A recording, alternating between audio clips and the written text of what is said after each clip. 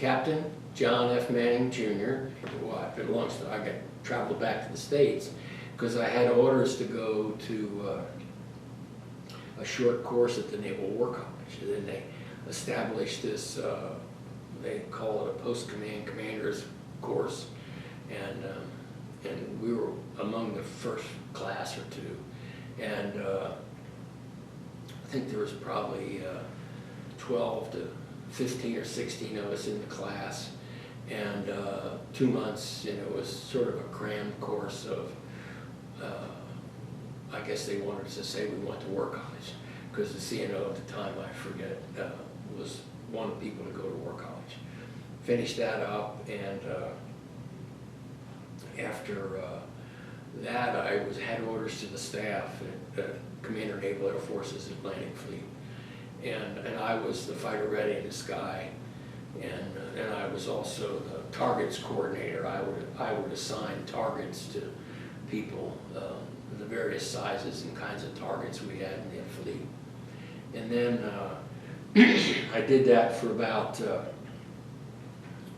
let's see, for about a year and a half maybe, and and during that time you could fly, so I was still flying the F-14 out of Oceana. And then part of our job was when they had the ORE, Operational Readiness Exercises, we'd go out on the carrier and give the squadrons and the air wing, you know, various things to do and grade them.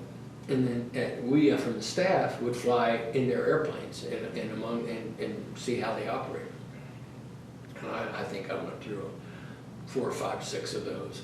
And then left, when I finished that, I left Airland, and I became the CO of VF 101, which is the F-14 training squadron at Oceana. And I mean, it's a sizable outfit. I mean, you know, Bud had that command, he was probably 4 or 5 ahead of me, but I ended up having it, and you basically have 1,000 people. You know, you have 20-some airplanes, and you know, you have probably 25 or 30 instructors. You probably have another 40 students going through at a time in various stages.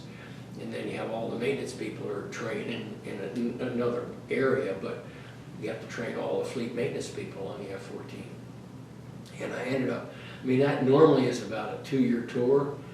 I was through that, about a year through that tour, I got a call from Airland, and a guy had actually been my CAG, he was the N3 over there, and said, would I go be the fighter wing commander at Oceana?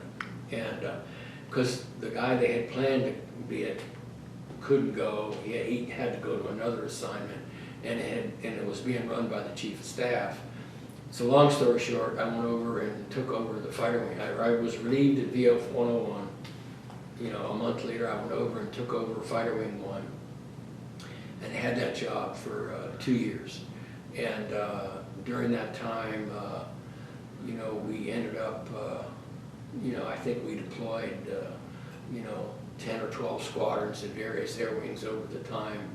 And, you know, you're operating, you have 12 fleet squadrons there, you have the RAG, you have 2 adversary squadrons, one of them's a reserve, one's active. And so there's a lot of moving parts, but it was kind of a fun time.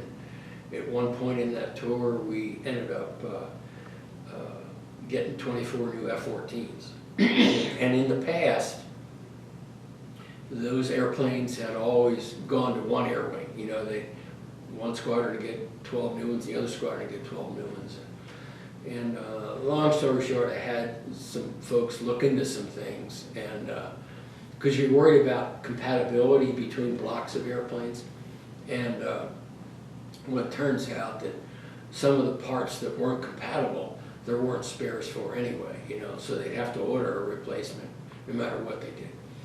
So what I did, I mean, I did some checking with my bosses or whatever, and I had my maintenance guys do some checking. But instead of giving all 24 of those airplanes to 2 squadrons, we gave every squadron 2 of those airplanes. And for some of the squadrons, it really helped them a lot. because they were brand new, and they could pretty much count on them being up, you know, or easier to keep up, and that helped them quite a bit.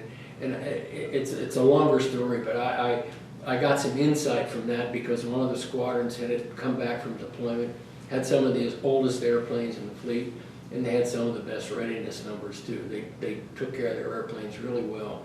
So I was convinced that, you know, you can take care of them, but the two squadrons that were supposed to get all the new airplanes had the newest airplanes at Oceana. They had new airplanes last time around. So I said, we're not going to do that. And of course, there was some pushback on that evolution, but it was better for the Air Wing or Fighter Wing 1. And so I went through that tour, and I can't think of much else there other than, you know, we had lots of things going on, people coming and gone, but I finished that up in towards the end of my second year. I screened for Major Command, and I ended up going to be a super CAG, what they called them in those days. And I ended up going to Air Wing 8.